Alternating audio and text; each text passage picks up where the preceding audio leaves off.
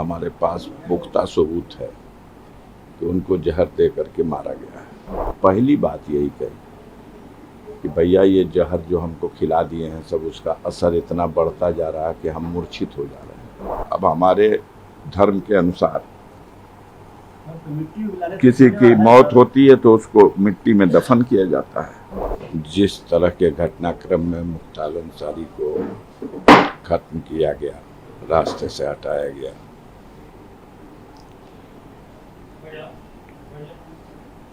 समय आएगा तो आप देखिएगा पूरी तरह से हमारे पास पुख्ता सबूत है कि उनको जहर दे करके मारा गया है। और एक दुर्दांत अपराधी को बचाने के लिए पूरी सरकार और उसकी मशीनरी इतना बड़ा षड्यंत्र कर सकती है, शर्म ही नहीं है। सब कुछ पटल पर है। सिर्फ एक बात पूछ लीजिएगा कि 26 तारीख को मुख्तार अंसारी को, जो न्यायिक अभिरक्षा में बांदा कारागार में थे, उनको मेडिकल कॉलेज क्या भेजा था? कोई सैर करने की तो जगह थी नहीं। सुपरिटेंडेंट कहते हैं हमने 2 बजे उनको भेज दिया क्योंकि हमें डॉक्टरों ने सलाह दिया। 3 डॉक्टरों के पैनल ने कहा कि इनकी हालत सीरियस है, इन्हें मेडिकल कॉलेज भेजा जाए। मेडिकल कॉलेज में उनको 3 बजे 3:30 बजे वहाँ एडमिट किया गया। हम लोगों को एक टेलीग्राम पुलिस के माध्यम से रात में 3 बजे के बाद थाने से आके दिया गया, रेडियोग्राम है कि आप तत्काल मेडिकल कॉलेज बांदा पहुंचिए, मुख्तार अंसारी की हालत चिंताजनक है और उन्हें मेडिकल कॉलेज में सुपरिटेंडेंट जेल ने भर्ती कराया। हम लोग गए वहाँ, वो जेल में हॉस्पिटल में भर्ती थे। उनसे मिलने का बहुत मुश्किल के बाद 5 मिनट का मौका दिया गया और 5 मिनट की मुलाकात में पहली बात उन्होंने कही, उन्होंने पहले से भी मालूम था और उस दिन भी पहली बात यही कही कि भैया ये जहर जो हमको खिला दिए हैं सब, उसका असर इतना बढ़ता जा रहा है कि हम मूर्छित हो जा रहे हैं और मुझे बहुत बेचैनी है। मेरा पेट में इतनी गैस बन रही है और शरीर की शक्ति खत्म हो गई है, दर्द बहुत है। आज रात में मैं बहुत देर तक, हमें याद नहीं है, बेहोश हो गया था। ये लोग उसी अवस्था में मुझे हॉस्पिटल शिफ्ट कर दिए। यहाँ आने के बाद जब ट्रीटमेंट शुरू हुआ, ऑक्सीजन लगी और ये सब, तो मैं होश में आया। हमने डॉक्टर से पूछा कि कैसे, कौन इलाज कर रहा है, तो 2 लोग तो वो मेरे सामने लाए गए जो फार्मासिस्ट थे और एक डॉक्टर जो आए, उन्होंने बताया कि मैं सर्जन हूँ, हार्निया का सर्जन। उन्होंने कहा मुख्तार अंसारी के केस में क्या है? कह देखिए, इनके, मैं एक सर्जन हूँ और सर्जन की हैसियत से मैं ये कह रहा हूँ कि इनका कोई सर्जरी का केस नहीं है। तो उसने अपनी बात ढकी अंदाज में कह दिया। मैंने कहा प्रिंसिपल साहब से बात करा दीजिए, मुलाकात करा दीजिए। बताया गया 10 मिनट बाद प्रिंसिपल साहब मिल लेंगे। 10 मिनट बाद कह दिया गया प्रिंसिपल साहब, मेडिकल कॉलेज के प्रिंसिपल, मिलेंगे नहीं, फ़ोन पे बात करेंगे। हमका फ़ोन पे बात करा दिए। 10 मिनट बाद फिर कह दिया गया कि नहीं, फ़ोन पे भी बात नहीं कर सकते। तो हमने कहा कि तो ठीक है, टेलीफोन नंबर उनका दे दीजिए।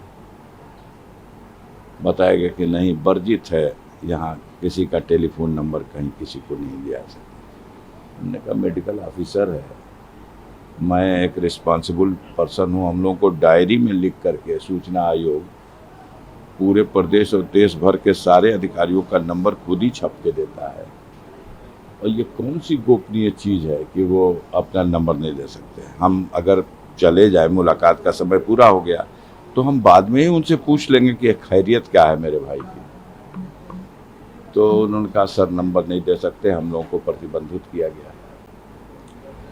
फिर हमने कहा कि एक रिक्वेस्ट मेरी है कि अगर आपके काबू करना हो तो समय रहते इसको कहीं रिफ़र कर दीजिएगा जहां इसका इलाज हो जाए। तो उन्होंने कहा कि हम उम्मीद है करते हैं कि 3-4 दिन में हम इनको नियंत्रण में कर लेंगे, मतलब इनकी जो अस्वस्थता है उसको हम काबू में कर लेंगे। हमने कहा ठीक है डॉक्टर साहब आप कर लीजिए, हम संतुष्ट हैं, लेकिन अगर आपको आभास हो कि अब मेरे हाथ से निकल रहा तो समय रहते हुए कहीं रिफ़र करिएगा। ऐसा ना हो कि आप ऐसे समय रेफ़र करें कि कहीं कोई जाके भी कुछ न लाभ मिले। तो उन्होंने कहा कि ठीक है हम आपकी बात समझ गए। मैं मिल के वहाँ से आ रहा हूँ और 2 घंटे के अंदर उस डॉक्टर से लिखवाया गया कि ये मरीज फिट है। जांच के नाम पर एक्सरे और अल्ट्रासाउंड, न लीवर का टेस्ट हुआ न अमाशय का टेस्ट हुआ। जहर कहाँ लक्षण मिलेगा, 2 ही जगह है, कोई टेस्ट नहीं। और न टेस्ट किया कोई बात नहीं, एक मरीज आ रहा उसको आईसीयू में रखते हैं आप, उसको किसी उंगली में ऑक्सीजन लगा है, किसी में नाक में वो, और कहाँ उसी दिन 11 घंटे के बाद वो बिल्कुल फिट है और उसी जेल में वापस गया है। तो न वो अपने पलंग पर बैठ सकता था और न पैरों पे खड़ा हो सकता था। उसको व्हील चेयर में डाल के डंगरा के चढ़ा दिए सब भेज दिए। और ये जो 24 घंटा वहाँ रहे, फिर उन लोगों ने मीडिया को ब्रीफ किया, सूचना आयोग के लोगों ने, कि मुख्तार बिल्कुल फिट हैं, सारे जांच से वो कोई कमी नहीं, किसी चालाकी से इस तरह का एक कोई ड्रामा रचा गया था उनके बीमार होने का। कैसा ड्रामा, किसी के घर से तो एडमिट होने गए नहीं थे, हॉस्पिटल ने एडमिट किया है।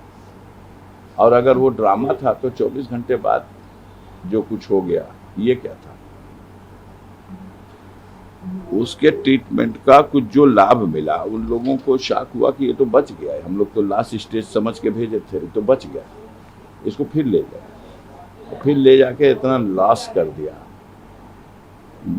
जो घटना हुई है उसी दिन 3:30 बजे उसने, लगभग 3:30, 2-4-5 मिनट आगे, उसने अपनी बहू से फ़ोन पे बात की है और अपने बेटे से भी बात की।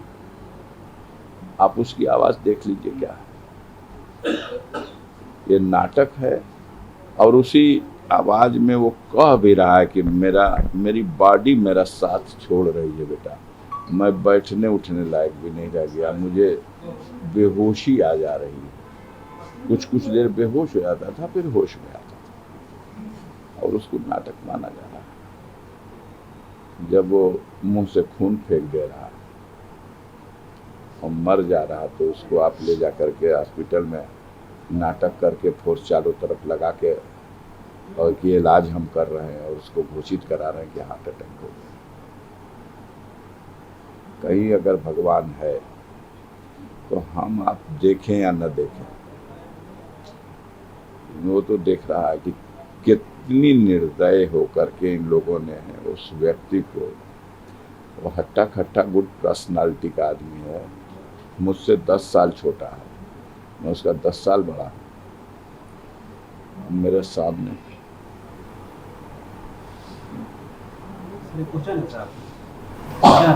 क्या सरकार मनमानी कर रही है? सही है, किसी को अगर ये नियमानुसार लग रहा है तो लगे। आम जनता तो इसे मान रही है कि बिल्कुल मनमानी करके, दुरुपयोग अपने अधिकार का करके, साजिश करके दुर्दांत अपराधी को बचाने के लिए इनकी हत्या की गई है। इसका राजनीतिक लाभ भी, अब अभी राजनीतिक लाभ तो क्या मिलेगा उनको, तो आएंगे तो अपना बुलडोजर लेके आएंगे, कहेंगे कि हमने मिट्टी में मिला दिया। अब हमारे धर्म के अनुसार किसी की मौत होती है तो उसको मिट्टी में दफन किया जाता है, और मिट्टी में दफन होने की प्रक्रिया को अगर कोई कहे कि मैं मिट्टी में मिला दिया, हमारे हिंदू भाई जब मृत्यु हो जाती है तो उनको उनका दाह संस्कार किया जाता है। अब कोई कहे कि हम तो इसको आग में जला दिया, तो ये तो जले पे नमक छिड़कना है और क्या है। ये तो एक प्रक्रिया और परंपरा है, धार्मिक रीति रिवाज है। आप लीगल बैटल में जा रहे हैं? जाएंगे भैया, हम अपने लीगल टीम से मशवरा करेंगे। अभी तो हम लोग इस हालत में ही हैं, मरमाहत है पूरा परिवार। 3 दिन सोच लीजिए कि न किसी ने खाया है, न पिया है, न कहीं नहाया है, न धोया है, न शौच हो सके है। कोई लाश आ रही, खबर तो उसी दिन आ गई ना कि मौत हो गई। जो ओवरऑल सिचुएशन बना था, जैसे अब्बास पार्टिसिपेट नहीं कर पाए इसमें, अब्बास के लिए जेल में है, नियम है कि पेरोल मिलना चाहिए। तो पेरोल शासन दे सकता है, अब्बास को नहीं मिलेगी। डीएम दे सकता है, अब्बास को नहीं मिलेगी। न्यायालय का सहारा था, न्यायालय में डाली गई दरखास्त। हाई कोर्ट के जज साहब बैठे ही नहीं। दूसरे जज के यहाँ फाइल गई तो उसने कहा कि हम सिर्फ अपने न्यायालय की फाइलों को सुनवाई करेंगे, दूसरे जज की के यहाँ से ट्रांसफ़र जो आई हैं फाइलें उनको नहीं देखा नहीं। सुप्रीम कोर्ट में चीफ जस्टिस के यहाँ एक डाली गई अर्जेंट में कि बेंच में सुनवाई को न डाल करके अर्जेंट मैटर मान के इसको रात में ही सुनवाई करा ली जाए। तो चीफ जस्टिस साहब ने कहा कि वो उस नियम के अंतर्गत ये विषय नहीं आता, ये रिट लाइए और बेंच सुनेगा। तो मिट्टी तो आज हो गई, अब बेंच सुन करके भी क्या करेगा। अच्छा, ये जो परिस्थितियां बनी कि मतलब पत्नी भी नहीं आखिरी बार देख पाई, नहीं देख पाई। मुख्तार की बहू वो आई है अब्बास की पत्नी। अफशां के विरुद्ध पहले से वारंट है और वो इनाम भी घोषित कर दिया गया है।